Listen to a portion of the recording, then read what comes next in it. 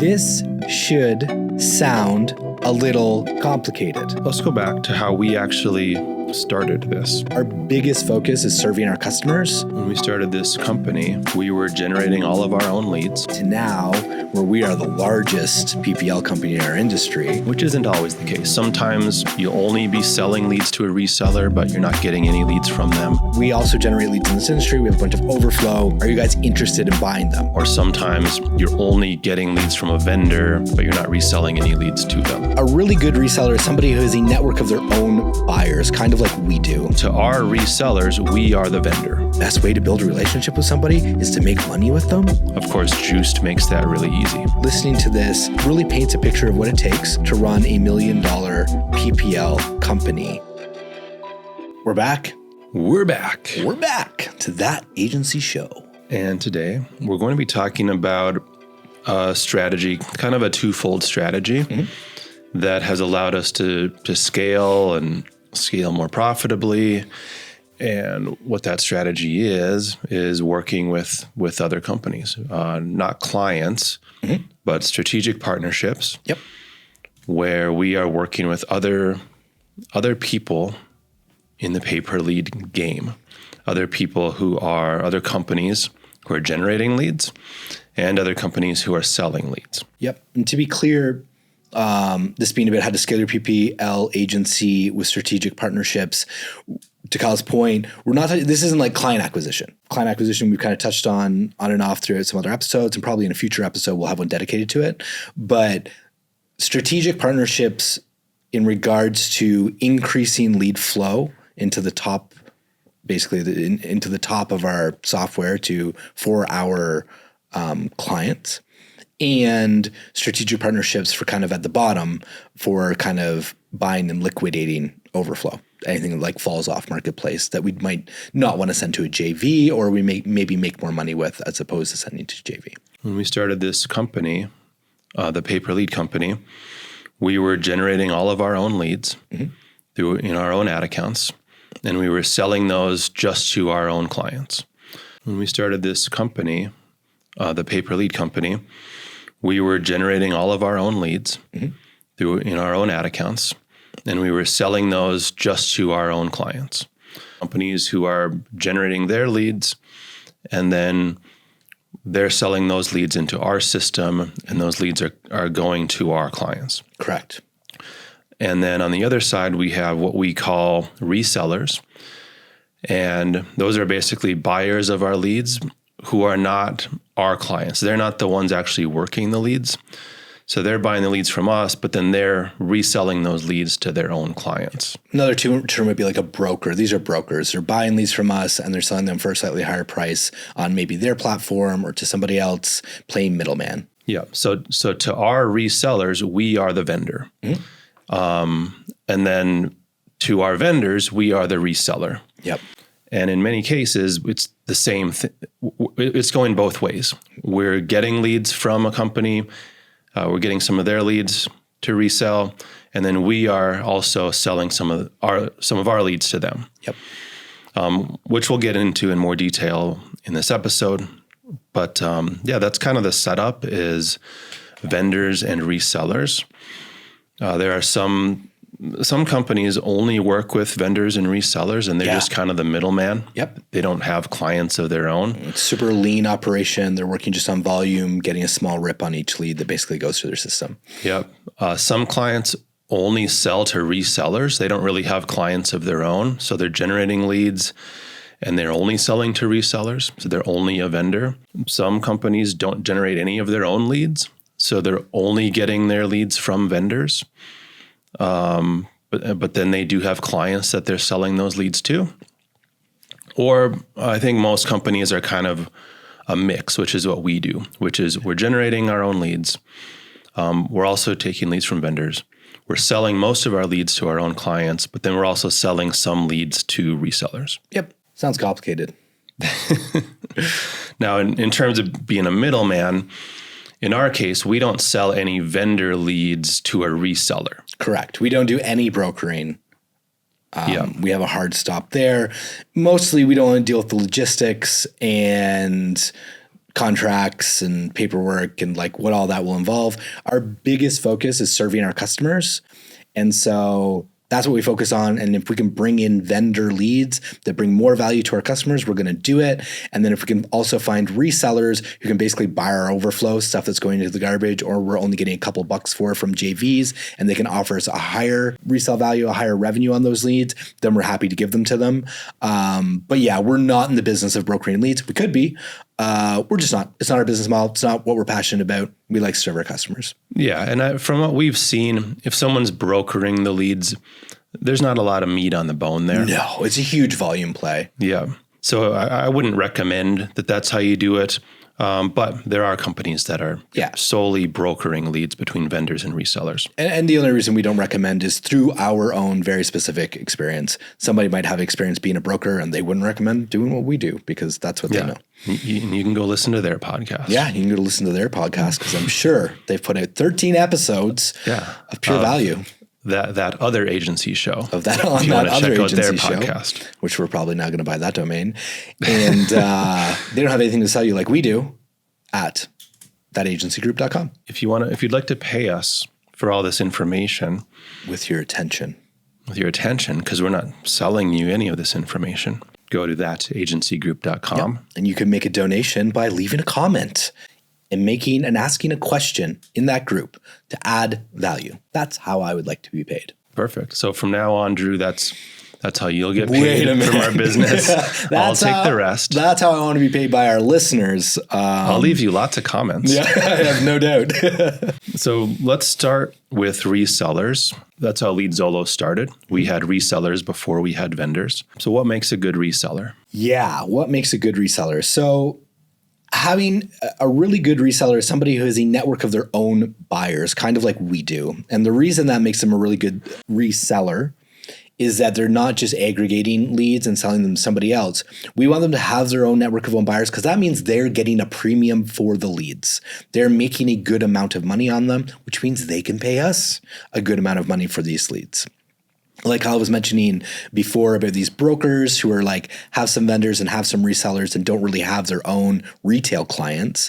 They're not getting retail prices. They're looking to just like try and buy the lead for as cheap as possible so that they can sell it for a good price because that next person's also going to resell it and they need their markup. So they're playing in the middle where there's markups on both sides. So there's not a lot of meat on the bones and they're constantly trying to grind our price down and and pay as little as humanly possible for those leads. Where a solid reseller with a network of buyers, retail buyers, which is kind of a term I'm throwing around, they're trying to get the most for their leads. And we're typically working on a revenue split. So we can negotiate the revenue split and they're going to work to get the most per lead. Hopefully they're using a really cool system like Juiced so that they can do that.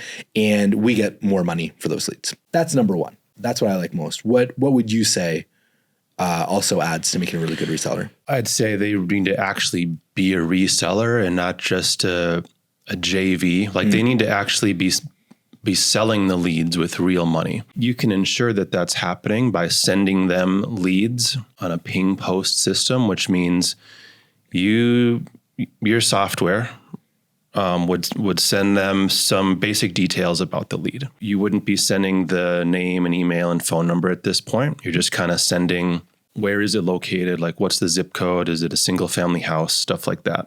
Their software can then come back to you and say, oh yes, we have a buyer for that lead. So we will pay you X amount of money for that lead. Mm-hmm. So that's the ping. We get that information back. We figure out what the reseller is going to pay us for the lead. And we can determine, okay, this reseller is going to pay us the most for this lead. Yep. Therefore, we're going to send the lead to them. We're going to sell the lead to them now. And that's the post. Mm-hmm. Okay. So the ping is determining how much we can sell the lead for, determining who wants to buy the lead. And then the post is when we actually send that lead to one place. And we wouldn't send it because we could set up parameters on a ping and be like, if they're gonna give us less than $50, we're not going to send it to them. We need at least $50. Otherwise, we have a better place to send this lead. Yeah. There's also in a ping tree, you can ping multiple resellers. And so like Kyle was explaining, that ping happens in milliseconds. And so when a lead comes in, we can ping, say 4 or 5, 1 million resellers, get all of their prices back. And the logic in the system is sell it to the person who's going to give us the most money, which is really how the ping post system is designed to work. And our own clients in our system, our own clients are in that same system. So usually it's our own client who's giving us the most money, and that's where we're selling most of our leads. And basically, like if we just don't have a customer, is when we would be typically selling it to a reseller. That's when a reseller would have the highest ping. And this all just happens automatically. Like we're not actually looking at these leads and making these decisions. No. We've made these decisions ahead of time and figured out the rules and figured out, okay, when would we actually sell a lead to a reseller? In our case, when do we do that?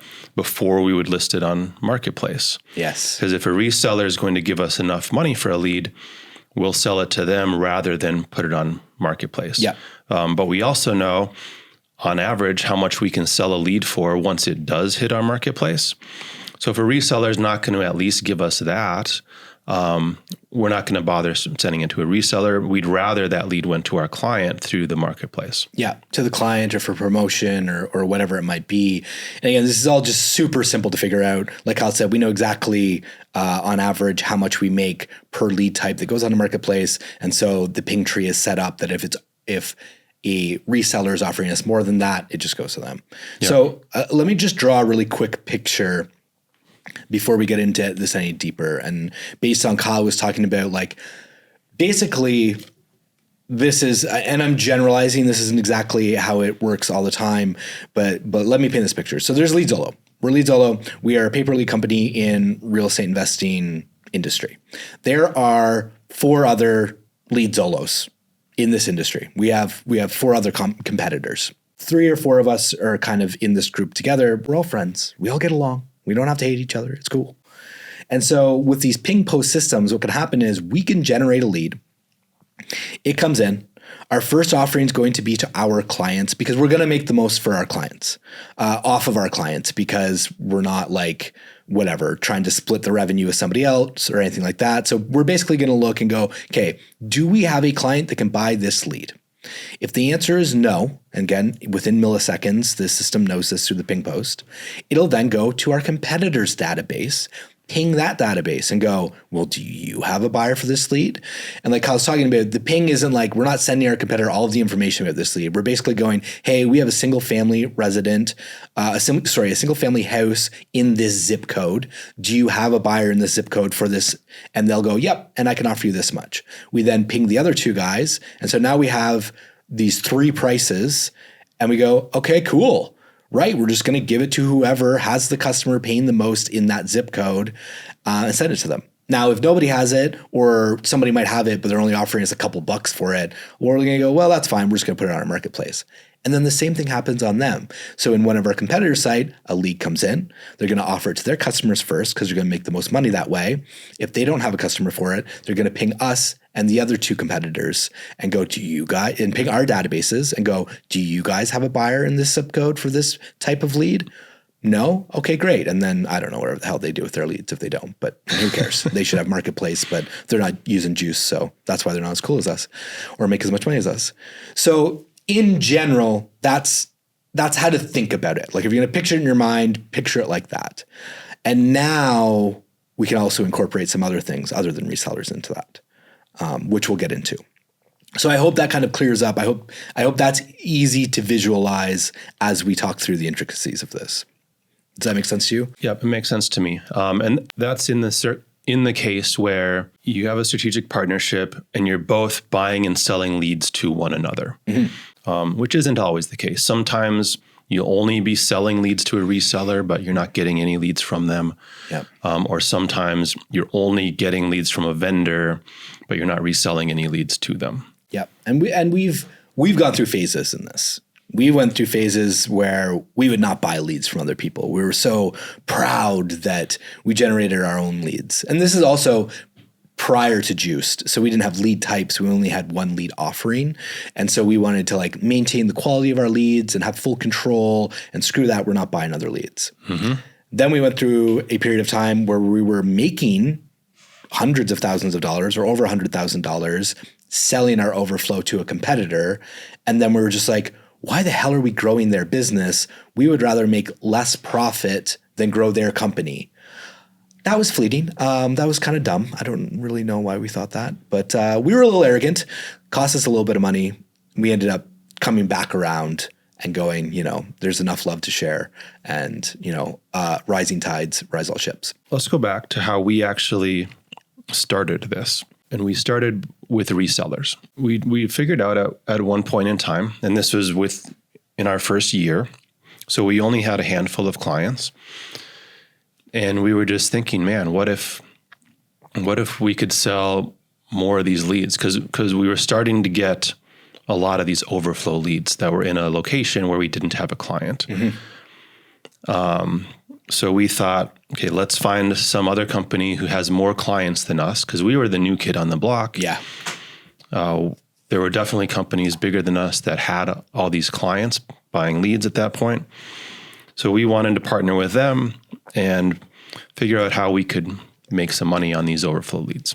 As well as only having a few clients in our ad accounts, we're only targeting like these very specific counties, and we only had so many counties we could target, which, as media buyers listening to this, that if you have a very small geography you're targeting, your CPMs are quite high, where if you can target larger areas, generally your CPMs are lower and you can get lower cost per lead. So we also knew that if we could basically target where somebody else had clients, we could effectively lower our cost per lead overall, making us more profitable. So how did we go about this? How did we try to find our first strategic partnership? Ad in the newspaper. No, we put up a billboard. Yeah, billboard. Pretty close, actually. Yeah. Pretty close. A Super Bowl ad. Actually. Super Bowl ad, man. That would have got some attention. It would have. So what we actually did, I just posted in a Facebook group. There was a group of like pay-per-lead companies that I had joined that was really big and popular at one time. I think it's kind of fizzled out now because the leader of that group isn't really doing pay-per-lead anymore. Moved into AI, as you do. So I just put up a post in that group. I said, hey, are you or do you know any buyers or aggregators of motivated real estate seller leads? And that was it. So just, hey, are you or do you know anyone who's buying these types of leads? What I got out of that was a good handful of responses and people reaching out to me, and ended up partnering with our first reseller as a result. He sent me a message, said, hey, he basically said, like, we're the biggest company in this industry that's doing leads, and we have buyers, all the buyers you need. Yeah, we'll buy all the leads you can send us. Basically. Naturally leading with his chest puffed out. Yeah, we're the big guys. Yeah. Which, everybody should do. That's how you get attention. But yeah, that's exactly what we were looking for, was someone who had more clients than us. So ended up partnering with our first reseller as a result. Yep. Turned out he had a bid platform, which is really kind of funny. It was the second bid platform that we had seen. And we were able to basically, I don't even think we told him this. He just thought we were sending him overflow, but we ended up making a fake account. I'm not even going to tell you the Hotmail account that I made or that I used to make the account that he would never notice. And we started scraping his website basically to see where he had all the top bids. And so we were targeting areas where we could see on his platform he was making like over $500 a lead because he was paying us like a 40% split or something like that. Yeah, I think it was even a lower split. But yeah, whatever it was a low split. We definitely weren't getting a majority of the money he was selling the leads for. Like Drew said, he pretended to be a customer, basically, got into their bidding platform, and we were then able to add some more locations to our targeting because we found some locations where we were then able to sell leads to this reseller for $100 plus. I don't even think it was a ping post. Like, I don't think we were set up with a ping post. Really? I think we were just posting leads to him based on the zip code. Because I know we had him in different tiers. This is when we were starting to set up our different tiers. Yeah. And we had tried to determine which zip codes we could get the most money for from this reseller. If it was set up as a ping post, we certainly weren't using it that way. Right. Yeah, we were kind of new to all this technology. I didn't know how it was working. Drew had set it up, and as far as I knew, we were just sending him leads based on zip code, and we were assuming the amount that he was paying us for those leads. Mm-hmm. I believe that was actually with the second company, but yes. Okay. That we definitely, yes. I remember having that set up that way. So yeah, just kind of a janky system we put together for these first couple of resellers we were working with, where in some cases we were sending out leads that they weren't even reselling, because we were simply just posting the lead to them, assuming that they were going to buy it for some amount of money because they had bought it from us before in that area. Yeah. Not really taking into account like, well, yeah, but they might not have a client there anymore. Yeah. And yeah, it was a lot of manual work just trying to figure out where they had demand, trying to look at their bidding systems, especially for the purpose of us trying to target those locations. Mm-hmm. It was interesting, but we knew we were onto something because we were making more money at this point. We were sending them a lot of leads. And so this is when we were just like, okay, this is cool. Resellers are fun. We're making more money. We can kind of scale ad spend. We can target more areas. So like, let's do this more.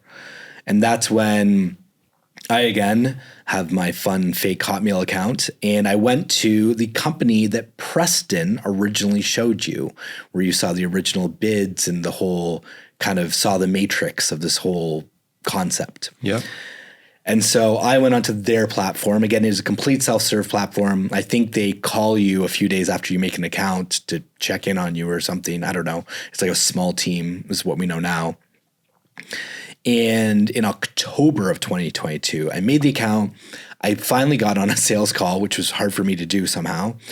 And I basically just told the sales rep, hey, we also generate leads in this industry. We have a bunch of overflow.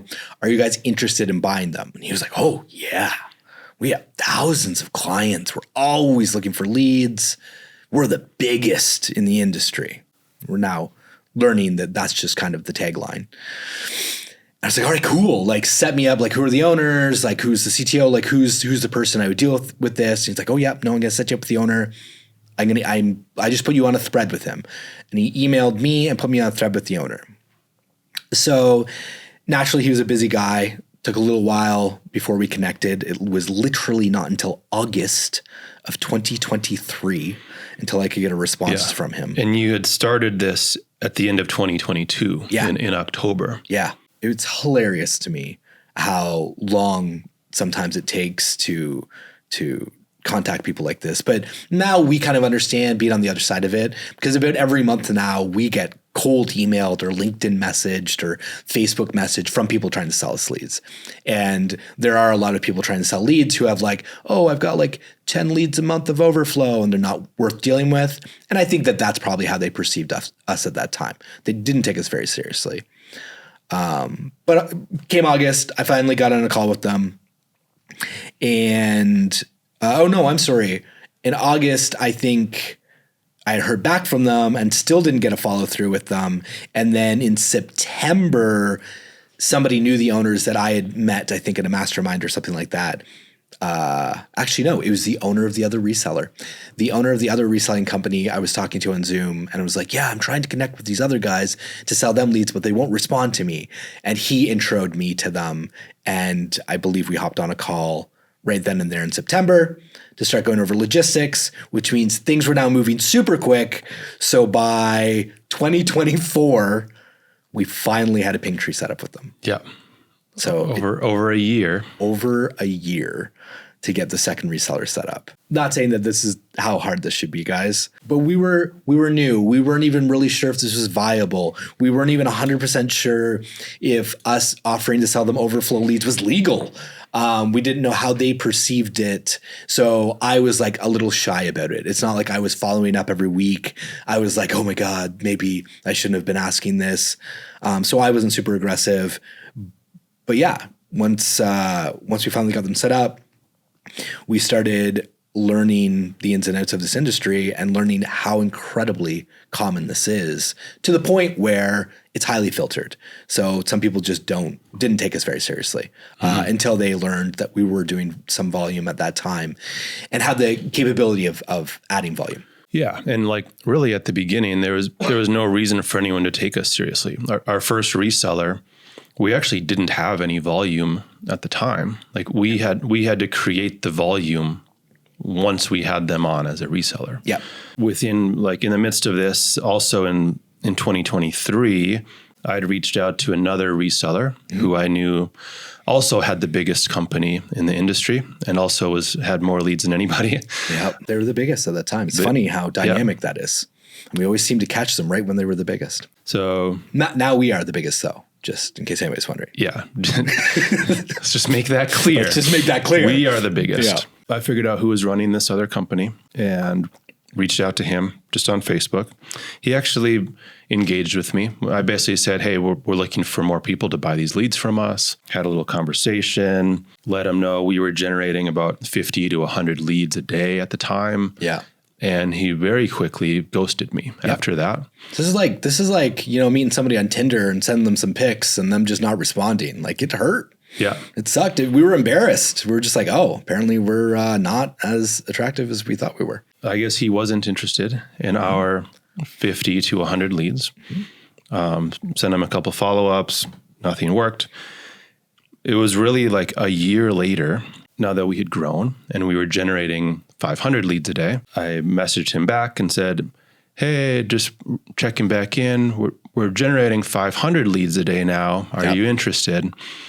And that's what got his attention. And that's when he said, yep. And we pretty quickly got set up with him at that point and got him set up as a reseller. That's like when you start discovering filters and start sending pics. But yeah, that was great. We got their attention because then we were worthwhile. Then it was worth their time to deal with us because they were doing such volume that 50 or 100 leads a day apparently wasn't enough for them to put in the hours worth of effort to set up a ping post. Mm-hmm. And it just depends on the company, right? To some company, they might just not really care that much if you can't supply more than a dozen leads a day or more than 20 leads a day to them. Another company might just be game to get everyone on board who might be able to supply one lead per day. Mm-hmm. So you just never know. That very first company that we got on board I don't even think they asked us about volume, because if they did, we certainly didn't have any volume at that time. Yeah. And then this other company didn't really even want to have a conversation with us until they realized we were generating more than 100 leads per day. Yeah. And like we get it, like we go through this now. Like we've had vendors sign up and they've sent us like 40 leads in a month and they're all excited and we're just like, this isn't even the time, like worth our time to send you an invoice. But yeah, it's just the process you have to go through. And then our fourth reseller is actually much newer, just within the last year. The last 5 or 6 months ago, we brought them on, and that was just a cold outreach. We had seen, they generate and sell their own leads. They do a lot of SEO. We knew they had a lot of clients. So that was just a cold outreach to them, like, hey, we see what you're doing. Let's talk about ways to partner. Yep. So we brought them on as a reseller and a vendor at the same time. Yep. Because by then and by now we're working with vendors also, which we're about to get into vendors. But so at this point in time, we only work with 4 resellers. Yes. Yep. And it's allowed us to target more locations, like we mentioned before. Now, I will say now we've had 3,500 clients. We have 500 active clients. We don't target the locations that our competitors have that we don't. To be perfectly frank, I don't really know that they have a lot of locations that we don't have. And we just don't care. We cater to our customers. If there's overflow at this point, great. Most of the time we can sell it to a reseller. But starting out, that was a really, really big needle mover for us. So like if you're starting out, you go to usejuice.com, you get an account, you get your first 4 clients, you've got, say you're kind of in a similar industry to us, or maybe you dare compete with us. Cool, have fun. And so you've got 4 counties you can target. That's really hard. Like I'd be surprised if you could spend $100 a day profitably at that. But if you have 4 clients and you pick up a reseller that's got 200 counties, now you've got 204 counties you can target. You can spend a couple $100 a day profitably selling to them while you're acquiring more and more customers, building up your database of customers who are going to pay you a lot more money for those leads than a reseller is going to pay you. Yeah. The biggest challenge is your resellers, maybe you'll get lucky, but in our experience, they're not just going to provide us with a real-time list of their demand. Right. Yeah. The best we can do is try to go in their platforms and see where their bids are supposedly at. Or we can look at historically where they have bought leads from us and how much they've paid us for those. Yep. But it's never going to be perfect. Like when we were kind of with that first reseller, when we were pretty aggressively targeting their locations, we were pretty much daily looking at their demand. Actually, come to think of it, he did start sending us lists. He was open to sending us lists, and so were the other 2. But that was later on in our relationship, because people are going to be cagey about that stuff to begin with. Mm-hmm. Once you have a relationship with them, they don't really care. Actually, all of our resellers would send us a list at this point. I've definitely had the conversation with them. I've just never really followed up on it. I didn't care enough. So yeah, but to Kyle's point, it may not be that easy, especially when you're a new kid on the block. Like if you're just going to reach out to a company who's doing 8 figures a year and be like, yeah, so just like, send me a list of everywhere you got customers. They're going to be like, yeah, kid, take a hike. But once you start doing, building a relationship with them, which by the way, the best way to build a relationship with somebody is to make money with them. So once you start sending them leads and selling them leads and back and forth or whatever it is, they're going to start to trust you and you can make those asks. I guess we supply our demand lists to our vendors. Do we? Even yeah, we do. Yeah. Even a new vendor. Yeah. We will supply them with the basic data on where do we have bids, so that just to help them with their media buying. Yep. Ultimately, because that enables them to send us more leads. Mm-hmm. A consideration for us, though, and why we kind of stopped targeting if we didn't have a client somewhere, at least for me, has been like, we don't want to keep our competitors' clients too happy. Right. So if we don't have a client in an area and they do have a client in that area and we're targeting that area, well, now that client is getting leads from our competitor in that area, right? So the reverse of this is if that client is not getting any leads from that competitor because nobody's generating leads in that area for them, the thought is that they're going to look elsewhere and now they're going to sign up with us as a client. Yeah. And the dynamic has changed a little bit too, right? Since being the new kid on the block to now where we are the largest PPL company in our industry. Twice as large as anybody else. Yeah. Actually, yeah, the newest statistics I just saw recently was like 2.43x. We're lying. I don't really know. Again, I can literally hear Andy laughing. But we are very confident that anybody on one of our competitors' platforms is at least aware of us. So should they have a bad experience or should they not get the volume of leads they want, they will come to us. I'm trying to think of something comparable. It's like having 2 coffee shops side by side in a street, right? If you go into a coffee shop and the espresso machine's down, you're just going to go to the other one. And so we don't want to be lending our espresso machine to our competitor if it means that if we didn't, they would just come buy it from us. Yeah. Now, at the beginning, that wasn't fair. We weren't on Main Street side by side with them. We were some little coffee shop in the boonies trying to make any dollar we could. So it was fine for us to help them out because it was also helping us out. Our media buying was more important. We wanted to be able to target more locations, thus bringing our cost per lead down. Not just the cost for the leads that we were selling to the reseller, but also the cost for the leads we were selling to clients. Yep. So in targeting more locations, we were able to increase the margin on the leads we were selling to clients. Yes. Yep. So supply and our competitors, definitely a con that needs to be weighted based on where you are at in kind of your development in your business. Definitely not like a con as in that you should never be doing it. Another con has to do with returns. Yes. And we haven't really talked extensively about returns, and we're not going to in this episode per se, but maybe in the future. Or if you go to thatagencygroup.com and start blowing us up in there that you want to learn more about it, that would be a really good indication for us to make an episode about it. Yeah. And by the way, if you are trying to find a reseller or you're trying to find vendors, just like I did with that group, with that post in the group, feel free to come into that agency group. Absolutely. And make your own post. One of the main reasons for starting that group is we wanted to foster these strategic partnerships with, hopefully we can find some more strategic partnerships. And then we wanted to allow people in other industries to find strategic partnerships also. Yeah, we were actually going to name the group That Strategic Partnership Group, but there was no way I'd be able to remember that and say that. I screwed up that agency group enough times on this podcast. It's so hard to remember. I understand. Yeah. Returns. Not being in control of returns. So the way a lot of resellers are set up, and this is not true of everybody that may be a reseller. The way it is set up is that you're getting a revenue split on the lead you sell them. They are going to have a return policy. And if that lead gets returned, that lead now becomes zero.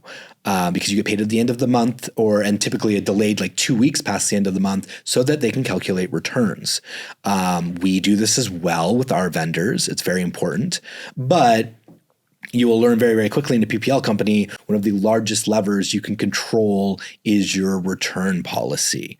It can really make or break a PPL company. And not just in that and this is not a warning that you got to make it so tight and don't accept returns. It is a really big push and pull lever. You have to balance between not going bankrupt and not allowing all returns, because you do have to train your clients to be good salespeople and not just good people at working your return policy. But you also have to keep your clients happy. So that is a hard balance that we spend almost every single day talking about internally in our company. So if you're sending leads to another company, there's a good possibility that they are not, they're going to accept returns easier and lubricate that process when they don't have to feel the pain of that. So if they know that they can just get the money back on that lead, they don't really care to put up a fight.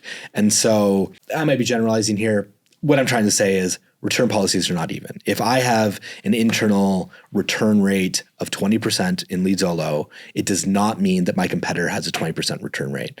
Their return rate could be 40%. I don't know because I don't have control over it. All I know is what I get paid at the end of the month from them, and I have to calculate that, and I have to make sure that it's still worth our time to send them leads. And the great thing about how we can do this now in Juiced is if we're sending leads to a reseller, and they're all going to have different return rates. And we won't know that right away. We'll figure it out after the first month, after the second month, how much are they paying us? We can actually set it up in Juiced to adjust their price. So if they send back a price of, yep, I'll give you $100 for that lead, and we know that their return rate is 30%, we can set an effective price there of $70. So now another reseller might have a 10% return rate, and they're giving us that same price of $100, or maybe they're giving us a price of $90. 10% penalty or discount, whatever you want to call it, on the price they're giving us. Now we know that at the end of the day, when the dust settles on returns, we're going to end up with $80 from that lead on average. 81. Yes. Where the other guy was 70. So now we know that even though this one reseller is giving us a price of 90 compared to 100, it's better for us to sell it to the $90 buyer than to the $100 buyer. Yeah. And that can all just happen automatically in the system because we're setting each of them up with a different penalty, a different discount on their price. And we like preset penalties with like new vendors. Like we're not fucking around at this point. We're, we'll just set a static 25% penalty until they can prove us otherwise. Right. Nobody starts at 0%. Yeah. Because nobody is ever going to be 0%. Yeah. And that's important to know starting out. Like, don't count your eggs before they're hatched. Yeah, absolutely. Whatever money you think you're going to be getting back from resellers, it's definitely going to be less. Yes. Hopefully it's going to be reasonable. Usually it is, no one's going to screw you over too badly, but just know that you're not going to get all of your money back. And then we've already talked about the third point, which is, overfeeding a client. The third point in the cons of resellers being overfeeding a client on somebody else's platform so that they don't ever feel any sort of pain to potentially come to your platform. Okay. Vendors. What's a vendor again? Yeah. So a vendor is someone who is supplying us with leads that we then sell to our clients. We then resell to our clients. Yep. So as we've said, most resellers are also vendors. Certainly all 4 of our resellers that we're working with are also vendors. All of them are also selling us leads. Yep. And then we also have several other vendors who are not resellers. They're simply vending leads to us. And I think that's I assume that's how it would go with most companies, just because there are the qualifications for a reseller are pretty high. Like they need to have a lot of clients. Whereas for a vendor, I think it's easier to just generate the leads. There are more vendors able to generate leads than there are people who have a lot of clients to sell leads to. Yep. So that's why we've ended up with more vendors. And I assume that's usually going to be the case. I don't know for sure. And it is important, like for you to get a vendor, you will need demand. A vendor will want to know you can sell a quantity of leads before they go through the process of setting you up. And this is not just a shameless Juiced plug. And if you're interested in Juiced, please go to usejuiced.com. But we work with vendors. We work with vendors who do probably multi 8 figures a year like we do, 8 figures a year like we do. And their tech is unbelievable. How terrible it is. And like you're currently working with a vendor right now, you're on like month 3 of trying to set them up in this terrible back and forth. And it takes 4 days for them to respond. They don't even understand required fields in their own software. So they're a vendor. They've been a vendor. We're trying to set them up as a reseller. Oh, that's right. Yeah. And it's such a pain in the ass. It's taken 3 months and they can't figure out what's wrong. Yeah. And I'm following all of their documentation. Yeah. And it's just a reality. Yeah. And they're aware that it is a pain in the ass to do this, and they don't want to be doing it either. They wish they could just like send me an email with the lead details and I'll have a VA put it in our system. Like this is literally what people talk about. Like there is another company we work with, which is $1 billion company, and we wanted to buy leads from them. We don't anymore, and we can talk about that in a little bit here. But they literally wanted to deliver us the leads through email. And they were just like, yeah, we'll just send you an email every time there's a lead and you can just like email it to somebody. We're like, you don't actually have the tech to set up a ping post system. They're like, well, we're working on developing it. And anyways, it was a joke. But I say that to say that if you're going to approach a vendor, odds are there's going to be some friction in setting you up to buy leads. And so they're going to want to make sure that it's worth their time. So having some demand helps. Or at least having some filters on the picks. Like I was saying before, you can maybe oversell it a little bit and say, I don't currently have demand, but I'm building demand. We're expecting to have this many clients by the end of the month. You can soft sell a little bit and maybe around the edges a little bit. That would be my suggestion when working with vendors, especially if you're just starting out, because it is very advantageous to have them.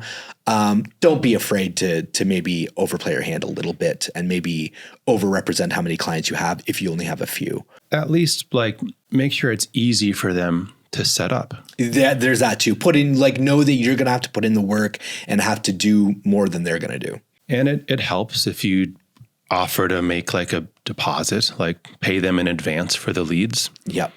Pay them a few $1,000s up front, depending on how the vendor works. Some vendors demand to be paid up front, and that's okay.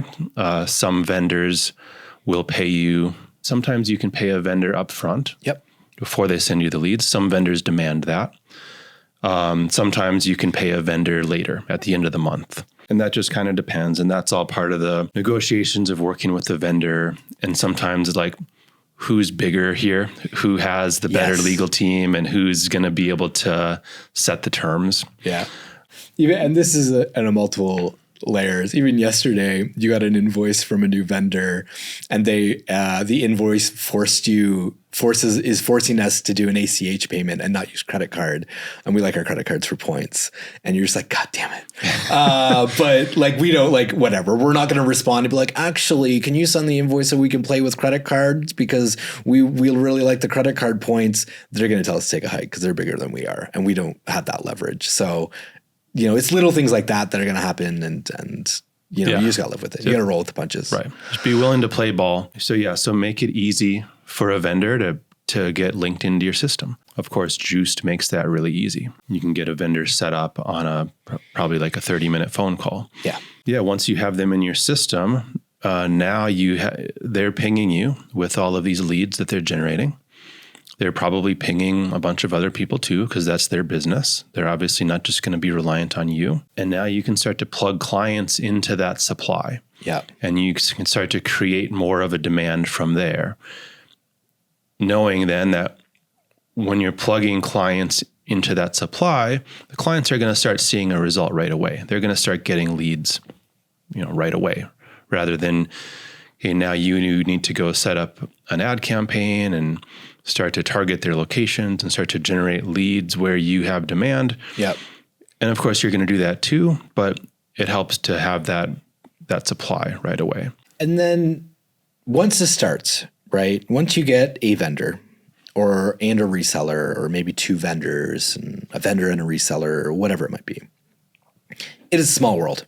It is a really small world. And industries are even smaller. There's not a bajillion resellers. There's not a million vendors. There's usually just like kind of a handful in each industry, from what we know. And so once you start bringing on vendors and start doing a bit of volume, once you start bringing on clients and you kind of start to have a brand and people start talking about you, like vendors talk to other vendors, brokers talk to other brokers, clients talk to other clients. It'll get, I was going to defer back to the Tinder analogy, but I won't. People are going to start taking notice of you, and people are going to start hearing about you. And what will happen is vendors will start reaching out to you. This is what's happened to us. We now, maybe once a month, could be more than once a month, some months. We either get a cold email, one of us gets a LinkedIn message or a Facebook message of just some vendor we've never heard of before. And they're like, oh, I work with so-and-so, and they mentioned that they're selling you leads. We also have leads to sell. Would you be interested? And now we get to play the other side of it and be like, well, how much volume do you have? How many leads are you doing a day? How are you generating these leads? Will you show us your landing page? Will you show us your ads? How has it been historically? We're going to go check we're going to go speak to this mutual vendor friend we have in common and basically ask a reference on you to know what the return rate is on your type of leads. And you get to, it really starts to snowball in that way. Mm-hmm. Yeah. Drew mentioned this vendor who we're setting up now, and we just had to pay them by ACH. Drew said they were bigger than us. I don't know why, because we're obviously the biggest. Well, yeah, sorry, 2.43. I forgot about the recent statistics. Yeah. We're obviously the bigger company. Yeah. But no, in their case, like our type of leads, like the motivated seller off-market leads is just a small subset of what they do as a company. So that's why as a company, yeah, they're bigger than us. They do a lot more volume and with different types of leads. Yep. But they reached out to us on LinkedIn. Yeah. And they actually reached out to us because they wanted more leads. They wanted us to send them leads for their clients. Yep.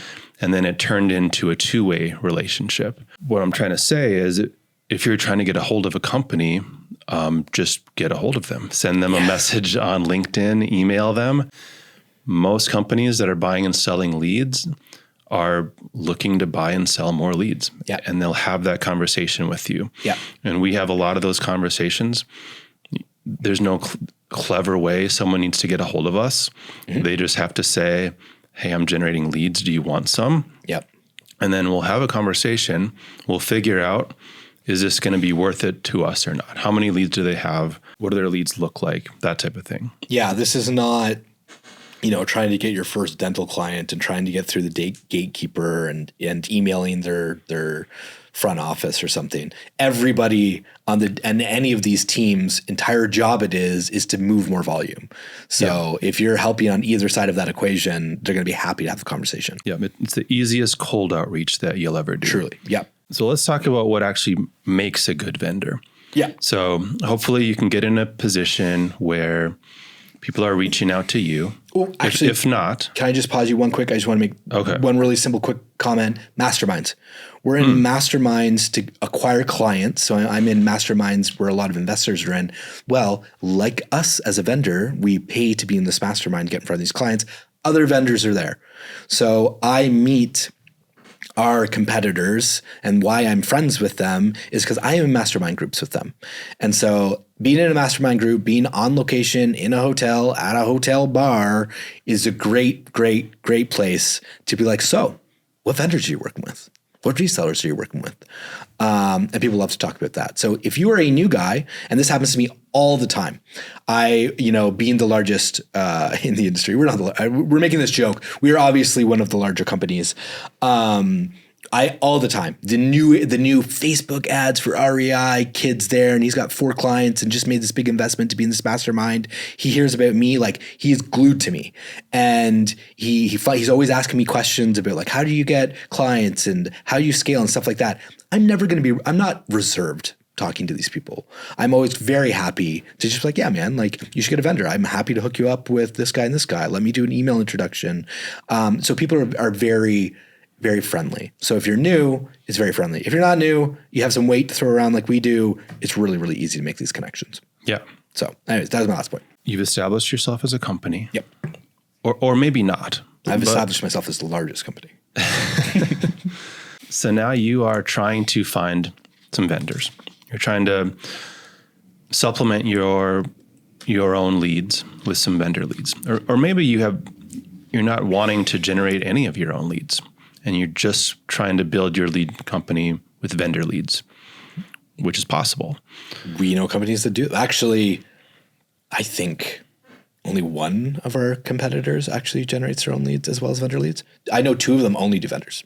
I believe you. Anyways, just to say, like their entire business is built off of vendors and customers, and they don't generate their own leads. So you're talking to vendors. Either you somehow got them to reach out to you, or you've reached out to them, and you're in a conversation. It is very important to determine that the potential vendor you're talking to is going to be a good vendor. Mm-hmm. Very important. Yep. If you take on a bad vendor, if you're getting bad leads, they're maybe being generated in ways that are illegal. Maybe they're just not real leads, and you're representing these leads to your clients in a totally different way. Mm-hmm. You're going to have problems. You might be selling inbound leads to your clients from a vendor. Come to find out that vendor is generating those leads through cold calling. Or SMS blasts. That could be a problem. Now, it's fine if you're marketing those leads to your clients as cold call leads. And it's legal to do in your industry. That's one thing. But you want to make sure that you know what you're getting from the vendor. and that you're then representing that accurately to your customer. So what makes a good vendor? To us, a good vendor is someone that generates their own leads. Yes. So we don't want to work with a broker who is just buying leads from other people, brokering them, and then selling them on to us. Too much room for error. There's too many kinks in the chain.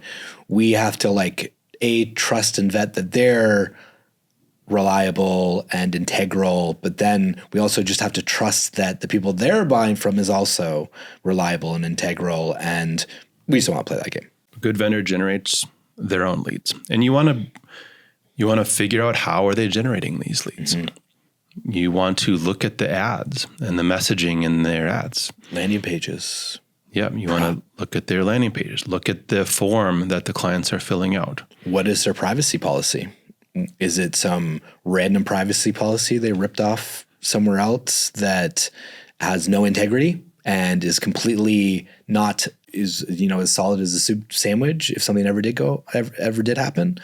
That's important. With a broker, they're not going to tell you who any of their vendors are. So you're not going to be able to see any of this stuff through a broker. So you're talking to a vendor.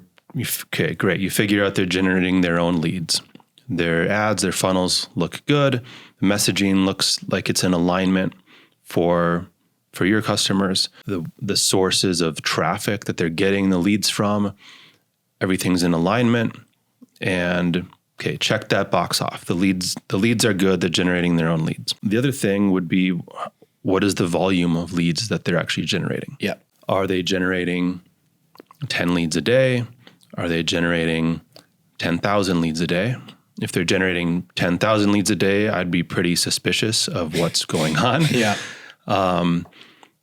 But you want to make sure that it's worth it for you to actually want to set them up. Yeah. Or are they generating 50 leads a day, but they're selling 49 of those to their clients, and really they don't really have any other leads to sell to you? Or are they some media buyer or some want to be media buyer who just watched a YouTube video and then listened to that agency podcast and was like, I'm going to be a vendor, and they've actually never done any of this before, and they're trying to lock down a reseller before they've ever even generated a lead. Yes. Which really is it's fine. I'm sure that could be fine, but do you want to waste your time there?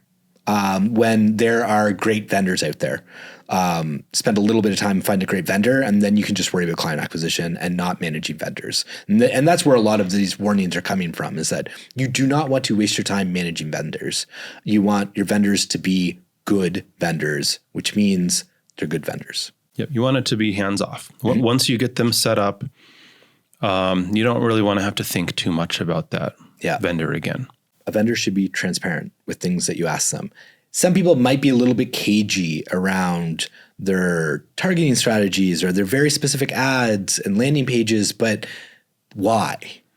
Right? If you are a good vendor doing a good volume of leads, your ads and landing pages are all over anyways. I've likely seen them on Meta. Why can't you show me them? So if somebody is being really weird about that, and some people just kind of are, and they'll give you and we do this. So we have one ad that we send to resellers when they ask, and we go, this is an ad we use. We have hundreds of variations of this ad, but this is the general messaging. Here's a landing page.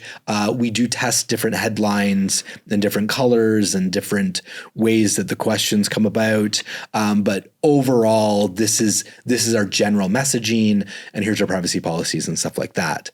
That's fine. That makes sense to me.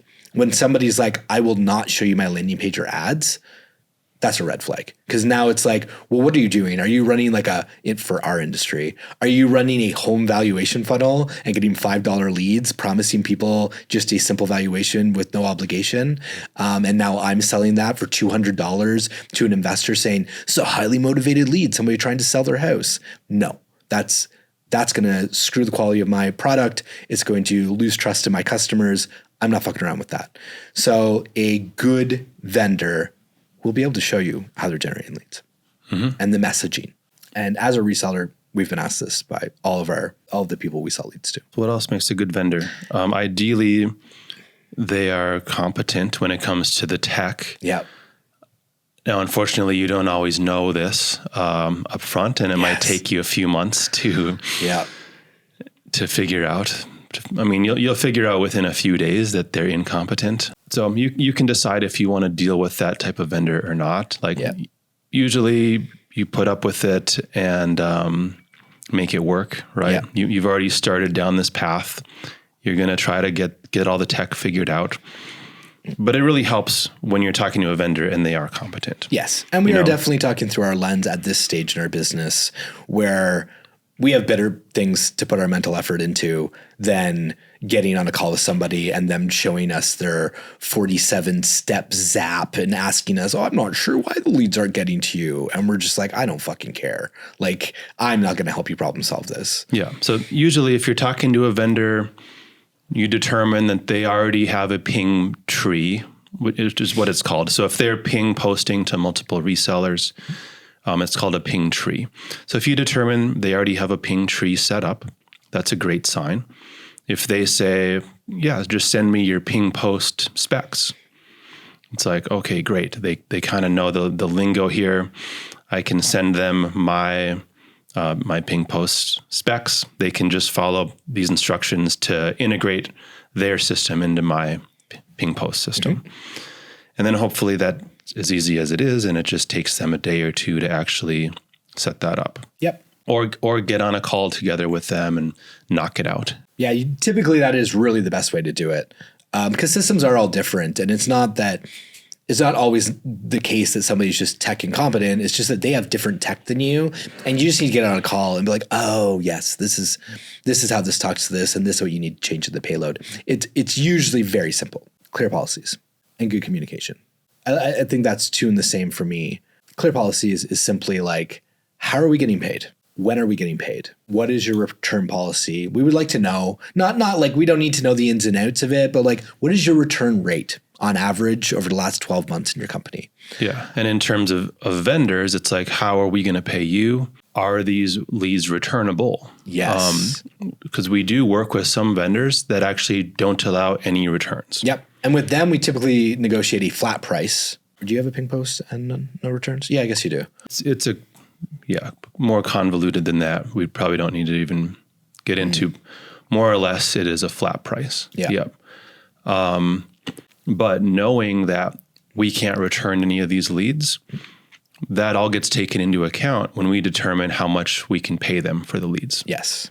Okay, so on our end, and this is the case with all the vendors supplying us leads, they're going to send us a ping. We're going to send them back a price. That price is dependent on how much we can sell the lead for. So the lead hits our system. It determines in real time, okay, we have a buyer for that lead for $100.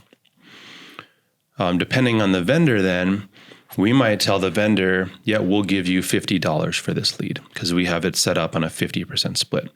Or we might tell the vendor, we can give you $20 for this lead because we have it set up on a 20% split. Yep. So we can set up every vendor on a different split, taking into account, okay, are we able to return these leads to the vendor or not?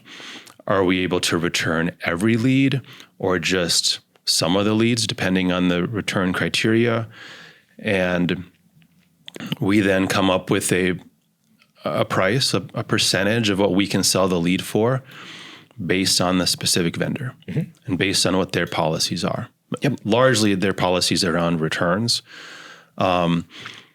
Sometimes just the policies around us getting paid. Have they paid us up front for the leads, or are they going to pay us later? Are they going to pay us sometime next month? Yeah. If they're paying us up front, we can maybe afford to sell them the lead for a little bit less than if we have to wait a month to get paid. And kind of last thing on communication, like if you got a vendor and it takes them a week to respond to an email, again, is this somebody you really just want to be wasting your time with? It's also going to be really hard to get your money from them. It's going to be really hard to communicate with returns about them, with them, if that's not been clear. So again, it's like any other person you do business with. Just ask yourself, is this person worth it? there are other vendors. There will be other vendors. There's no one vendor that is going to make your company because they're so big and great and have all of the leads. It just isn't true. We've worked with a $1 billion company and we literally ended the relationship with them because they were just a pain in the ass to work with. They were not good to communicate. They did not have clear policies. Their tech was just dumb. Just dumb is the only way I can explain it. So like, screw it. They were a tech company. They were a tech company. Or at least they said they were. It's like saying you're the biggest in the industry. You know, 6 months later, after they said they were working on their ping post system, they have reached out to us now to let us know that they can actually send us a ping post. I hope you took a week to reply. Oh my. Finally, for us, what makes a good vendor is exclusivity of leads. When they sell it, we are the only person they sell that lead to. That's specific to us. That is a part of our value proposition for our company is that we sell exclusive leads, meaning that lead's never been, it will not be resold after it's been sold to you and has not been sold to somebody before you. And we generate leads in real time. Like they fill out the form, we deliver it to the client. So those are things that we expect from our vendors. That's really just going to be determined how your company is set up, what industry you're in, what decisions you've made. There's a company in our industry who does not sell exclusive leads.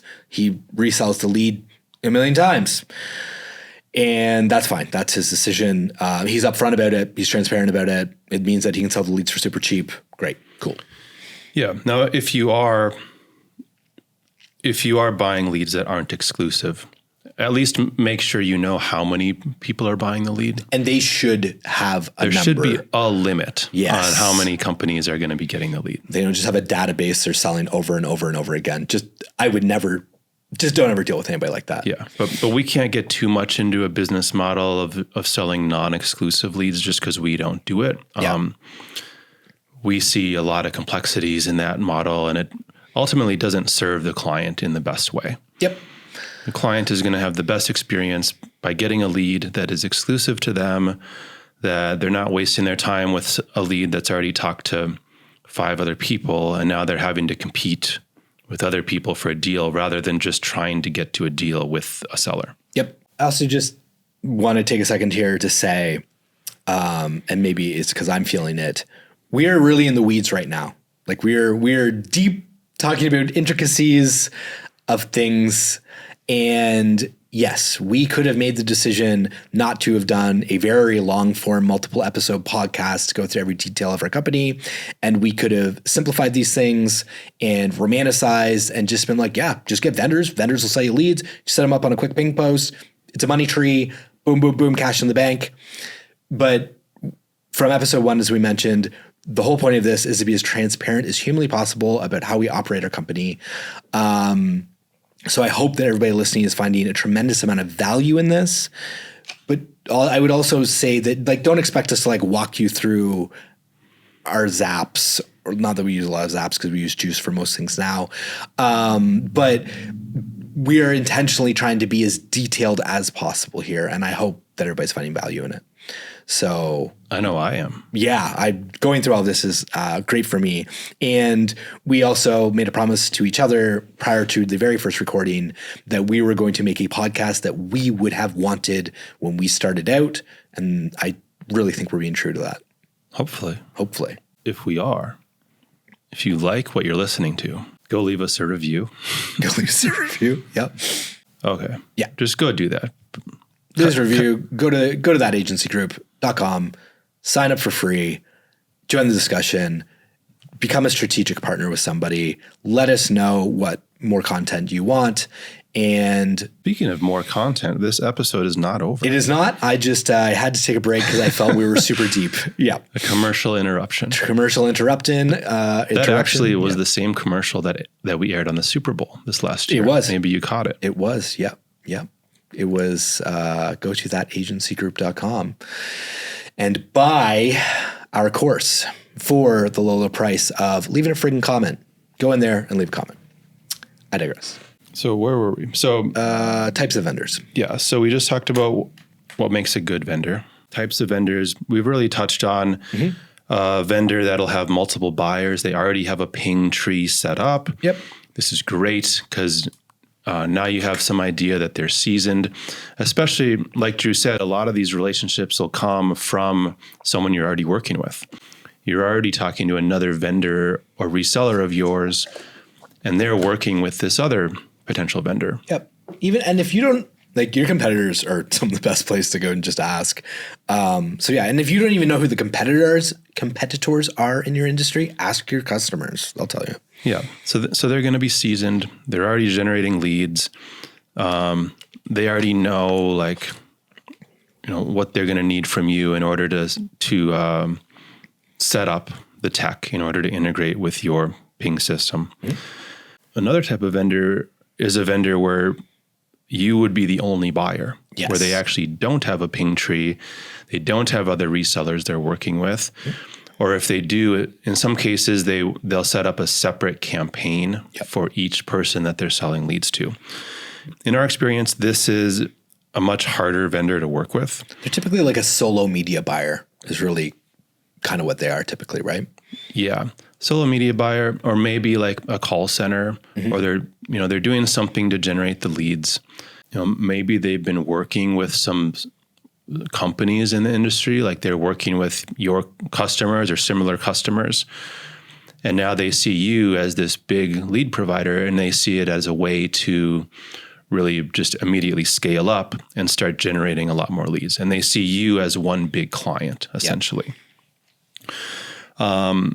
So in that case, they could be sending all of their leads to you. If they're doing that, they don't really need to be on a ping post system. They can just be posting the leads directly to you.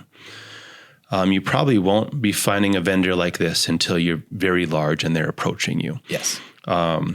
Because they need to know that most of the leads that they're generating for you are going to get sold. Mm-hmm.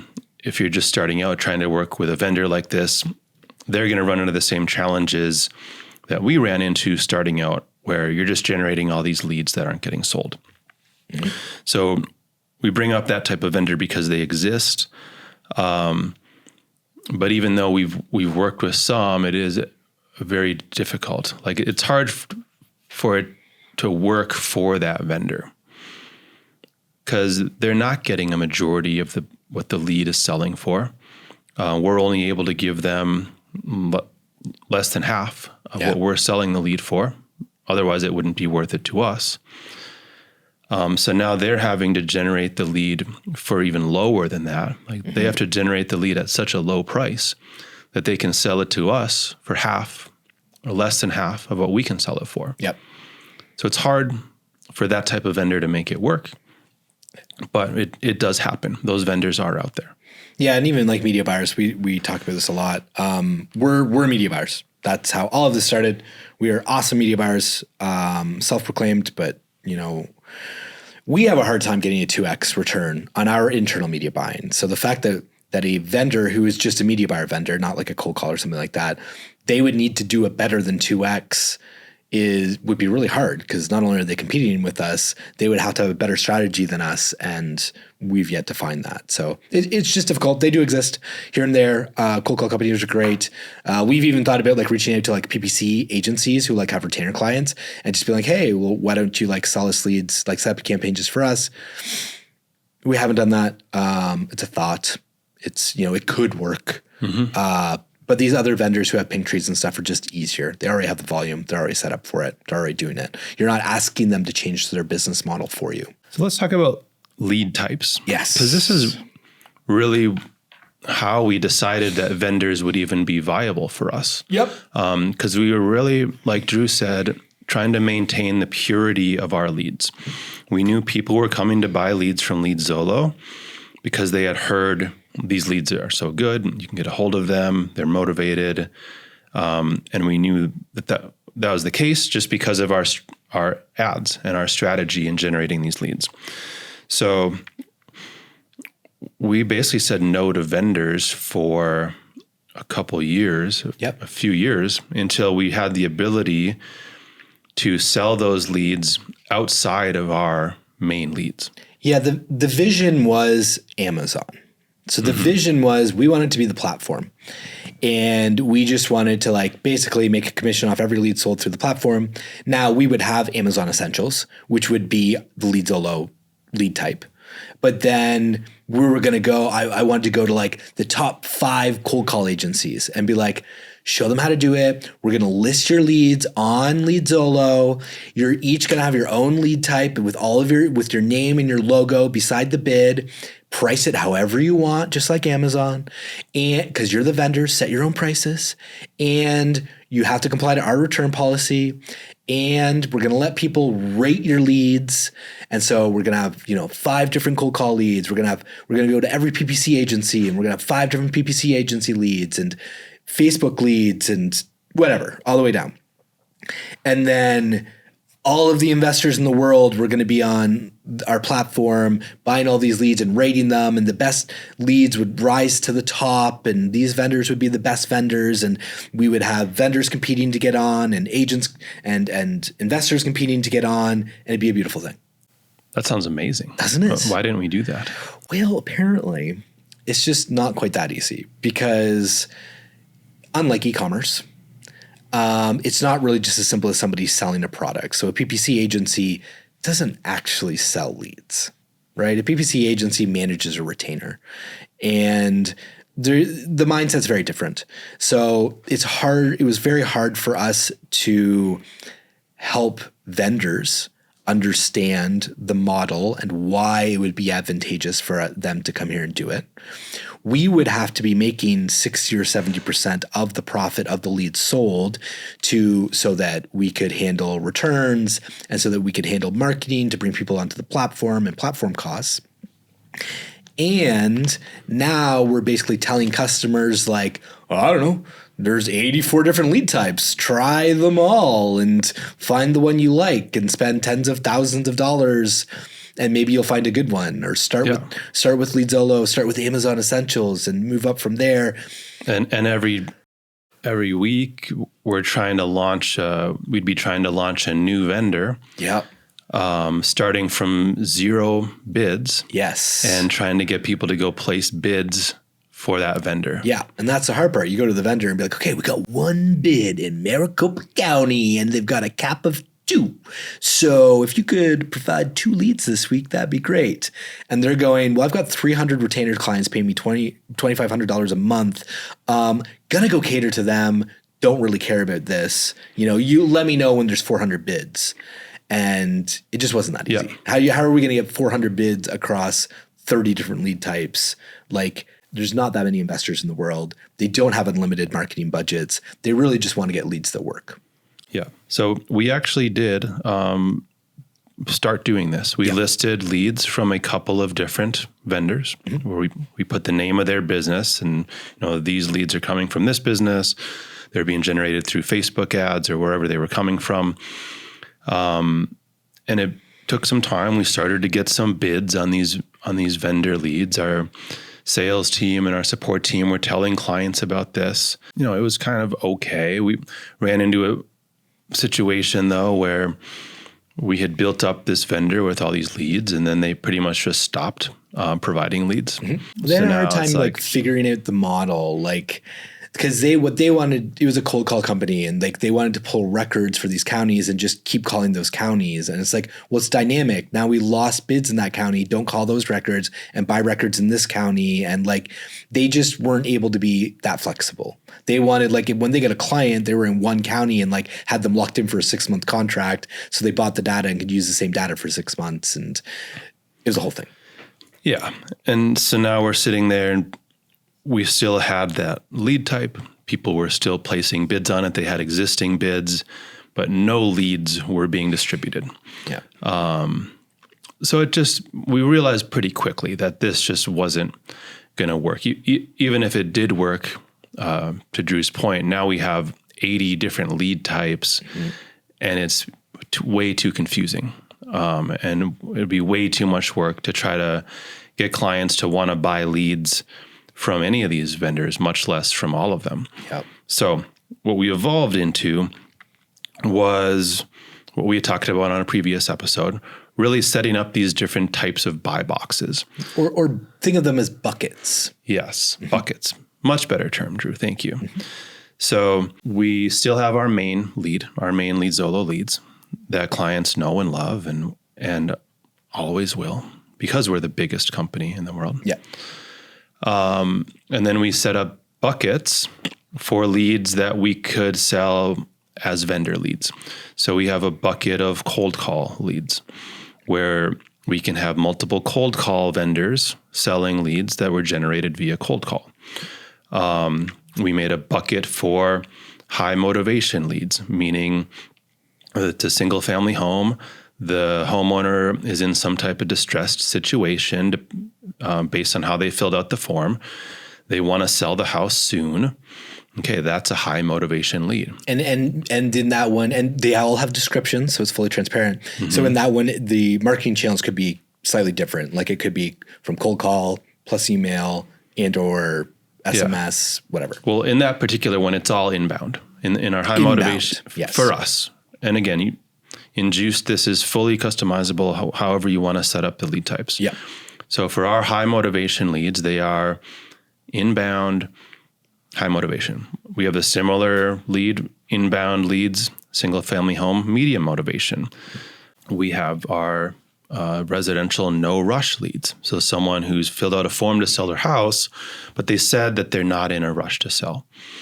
Yeah. We have our SMS generated leads. So companies are sending out text blasts that are bringing people into a website to fill out a form. We can sell those now as specifically leads that are coming from SMS. Again, this is legal and specific to our industry. Please check your industry and legalities, whether we're not saying SMS leads are great. We're just describing different types of leads. Yeah, we're just, they're great for us because we found a market for them. And they're legal. Like, I don't think SMS is good for if you're trying to sell something. Like, I don't think you can SMS blast if you're in pest control or something. Yeah, I don't know. I could be wrong. I don't know. What do I know? Maybe we need to bring in a lawyer. I literally had that thought about an hour ago that we should definitely have a Troutman podcast. Yeah, that could be a good show. Yep. Troutman is our lawyer. I will be charging him for saying that. If you would like us to bring a lawyer on this show, let us know in thatagencygroup.com. Yeah, make a post. So now we're able to set up all these different lead types. We only have to generate the demand on those leads once. Okay, in the original vision, every single vendor started with 0 bids, and we needed people to come place bids and start to build up the demand so that we could actually buy the leads from that vendor to resell them. Well, now the way we've done it with these different lead types, we started at 0, but now we've built up bids on all of those leads. We have demand for those leads, and we're selling a lot of vendor leads through those lead types. And now when we bring in a new vendor, we just plug them into the appropriate lead types, and we can immediately be selling leads for them in hundreds of counties. Yep. And you may not want to break all leads out into buckets like this. You may just want to have one lead type and be transparent with your customers that it could come from multiple marketing channels. That's also fine. We love lead types. Now, also, I will mention, we've mentioned this in previous episodes, that this is where Intercom is very helpful, the in-app communication tool, because now we can have an announcement, say we did make a new bucket. We can make an announcement being like, we're now offering SMS leads in your area. Go to your counties and make a bid. We talk about customer support now not being so reactive, and firefighters. We now have somebody on our team that if we do launch a new lead type, she goes and starts calling all of her clients. She starts with our highest volume clients, of course, and works her way down, but she calls them and goes, hey, I see you're bidding on this lead type and this lead type. We just introduced a new lead type. Do you want to check it out? Let's throw a bid on it right now while we're on the call. So being able to communicate through the app, being able to use our support team to be more proactive instead of reactive helps us be able to generate the demand and the bids for these lead types so that we can scale the vendors. Yes. But again, with the buckets, it's not like we're launching a new lead type every day. Let's zoom back out and just kind of recap this at a high level, starting with our leads. So when we generate a lead, so first of all, we're running our ad campaigns to try to generate these leads. At one point in time, we were targeting some locations where we didn't have clients. We only had resellers. Yep. At this point in time, we are only targeting locations where we have our own client. So we're generating these leads. We're putting this into our system, into Juiced, and looking for the highest bidder for that lead. And that's going to be based on the property type, based on where the lead is, essentially, the geographic location of the lead. That's how our clients are bidding on these leads. So we'll find the highest bidder for that lead and immediately sell it to them within seconds of us generating the lead from YouTube or wherever. Our client gets that lead. They get a text, an email. It drops into their CRM. Within 13 seconds. Says so on our website. Yeah, within 7 seconds sometimes. Website says 13. Website doesn't say anything anymore. Oh, you removed it? All right. Within seconds. Within seconds. Within seconds, the client gets their lead if they had the highest bid. So if we don't have a client with a bid to buy that lead, now it goes into our ping tree for our resellers. We have 4 resellers currently. We are working on onboarding a 5th right now, right in the middle of that. If they ever get their tech figured out. It's been a few months, so we'll see. Mm-hmm. Maybe by the end of the year we'll have a 5th reseller. Yep, it seems it's about a 14-month setup time frame on average. But we will run the lead through our reseller ping tree and determine which of them, if any, will give us the highest bid. Sometimes we don't get any bids from a reseller. Sometimes all 4 of them have a bid for us. Mm-hmm. So then we determine who has the highest bid. Now, because we have Marketplace, we have a minimum threshold. So if the highest reseller is going to give us $10 for a lead, we're not going to send them the lead. Mm-hmm. We're going to get much more for it on average if we go to sell it on Marketplace. So we have a threshold set up.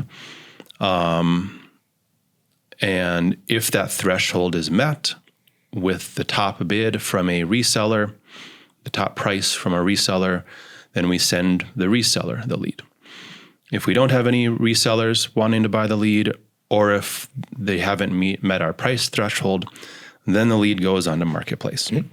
And for us, that means the lead is going to sit there for up to 24 hours. This is fully customizable in Juiced. You could have leads sitting there for 2 days, for a week, or indefinitely, depending on the types of leads you're selling. For us, it's 24 hours. The lead will start at a higher price. Every hour, the price will drop until it gets to the floor price.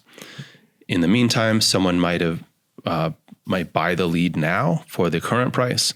They might set a buy order to buy the lead once it hits a lower price. So if the lead gets purchased then off of Marketplace, again, it'll immediately go into the client's CRM. They'll immediately get an email and a text with all the lead details if they choose to buy the lead from Marketplace.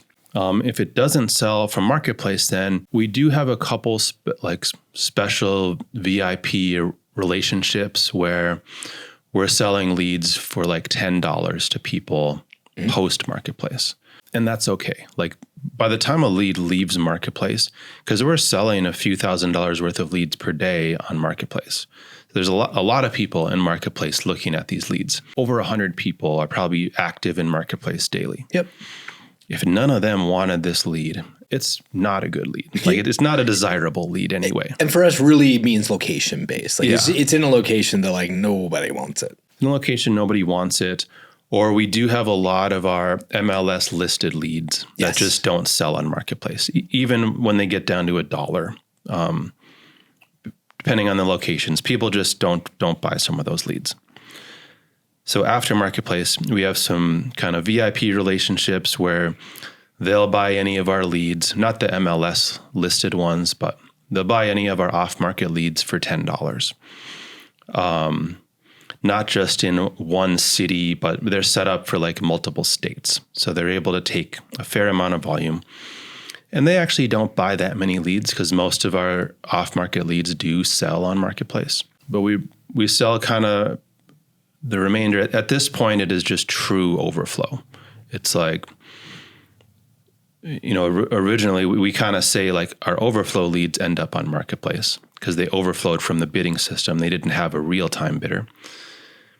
After a day on Marketplace, like this is true overflow. Yeah. So if someone's going to give us $10 for those leads, great. We have a few relationships like that. And then the rest of the leads, we still have a few JV relationships where we will send them the leads. We have one relationship with someone who specializes in mobile homes. Mm-hmm. So, and a lot of the mobile home leads do drop off of Marketplace because those are seen as less desirable.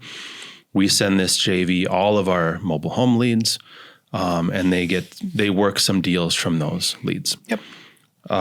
We have another JV who takes all of our MLS listed leads, the ones we couldn't sell for $1. They get all of those leads. They get very, very few deals done from those leads, but they are trying to work those leads, and once in a while they will get a deal. Yep, absolutely. And the reason they get the leads, not only are they MLS listed, but they're just in all these locations. Yeah. Like MLS listed in a prime location will get scooped up. Yeah, that'll get scooped up. So it's the MLS listed leads in some rural market that nobody else wants to touch. So it's not like our JV partner spends a lot of time like trying to get a deal, especially if it's in a location that they know it's going to be hard to disposition the deal. Yeah. And again, this is super specific to our industry. Like a roofer or a solar panel company does not care how rural it is if it's like within where their trucks drive. Yeah. So like we probably have more issues than most industries. And motivation and time frame is crazy important to us. That's why it's only 24 hours on Marketplace, because if they don't sell that house in that 24 hours, they're calling somebody else. We're again, roofing, solar, insurance, like you could call them a week later and they're probably still curious and willing to have that conversation. So that's the flow of our leads, right? Yes. That's how we're able to sell most of our leads to clients at top dollar, at what they're willing to pay. They've told us what they are willing to pay because we let them, because they set the bids. We sell another good chunk to resellers, and then we sell another big chunk on Marketplace. Yep. And then we sell very few post-Marketplace. On the other side, so for vendor leads, vendors are pinging our system. We are telling them how much we can pay for that lead, and that's based on our real-time bid. So if we have a client who's bidding on a lead type that vendor is connected to, we know what we can sell that lead for in real time. We also know the historical return rate of that vendor. So we have a formula set up. So based on what we can sell the lead for, based on how good those leads are from the vendors, we are going to give them a price. Yep. If the vendor likes our price, if we have the best price, then they send us the lead. Within 13 seconds. Within 12 and a half seconds. Within single to double digit seconds. That's why I had to remove the timing from the website. Because we keep getting more efficient. Yes. I see. This should sound a little complicated because we've just walked through the nitty-gritty, unfiltered details of an agency doing $1 million every single month or more. Sometimes maybe a little less, but on average, over $1 million a month. If you are listening to this and you're doing $10,000 a month, I would expect the complexity of your company to be 1/100th of this. Is that how maths? Yes, it does. And it probably not 1/100th, but it's going to be simpler than this. And Juiced does the heavy lifting. So we've been very detailed. We've tried to we've just tried to be as vulnerable and as transparent as humanly possible of our entire business. We did not make a course. This is not a course. If it was a course, we would have made this stuff sound so simple and just like, oh yeah, whatever. So I hope that listening to this really paints a picture of what it takes to run $1 million PPL company, and that this is what we have evolved to, and that you will not start out at this level. You will start quite simply, You will use juiced.com to facilitate a lot of the hard work and not have to go through a lot of the struggles that we went through and have to duct tape a bunch of stuff together. So I hope that you found this very valuable. I really enjoyed going through this episode and really talking through all of the intricacies of this. I'm inspired to go send some cold LinkedIn messages and find some vendors. Find some resellers. Find some resellers. And I think I really want to grow our business. Yeah. I really want to scale our business. The only way to really talk about and scaling our business would be to really show them how our full business works, because we actually haven't even gotten to the finale of. There's no finale. Well, this show will never. The full end. Current evolution of where we are. True. So we have explained what is the majority of our business being the PPL system, but that's not it. That's not where it ends. There is another layer on top of all of this, which is why we have invented, copyrighted, and trademarked the concept of the hybrid agency. Because we've definitely coined it. We were working on coining That's what the C word was. Claiming I thought it was copyright, but all right, fine. It's probably just cajoling. We're cajoling it. It's like at the same time we coined hybrid athlete, actually. It was when we did hybrid agency. Because that's the PPL system that does $1 million a month.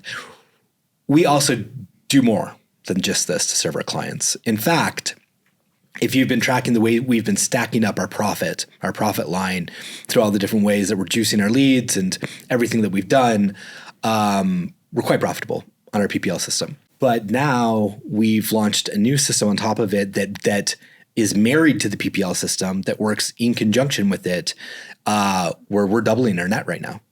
Currently, we're in the midst of. And that's with the hybrid agency. What is a hybrid agency? I guess you'll have to listen to the next episode. We'll have to do a whole episode on it. I think we'll have to do a whole episode explaining what that is. I hope by now you're in thatagencygroup.com. It would be a shame if you aren't, because we're launching all kinds of bonus material. That's a lie, but you should definitely go there. It's where all the episodes will be housed. It's where we're having the discussion. I hope that you have a ton of questions and a ton of comments on this last episode. It was deep. It was in the weeds. I want to hear where you're at. I want to hear where your struggles are. I want to hear what maybe is not completely making sense to you and where you might have a gap. But in the next episode, I definitely want to get into the hybrid agency and how we're adding another 6 figures to that bottom line. I look forward to it. As do I. We'll see you there. See you there.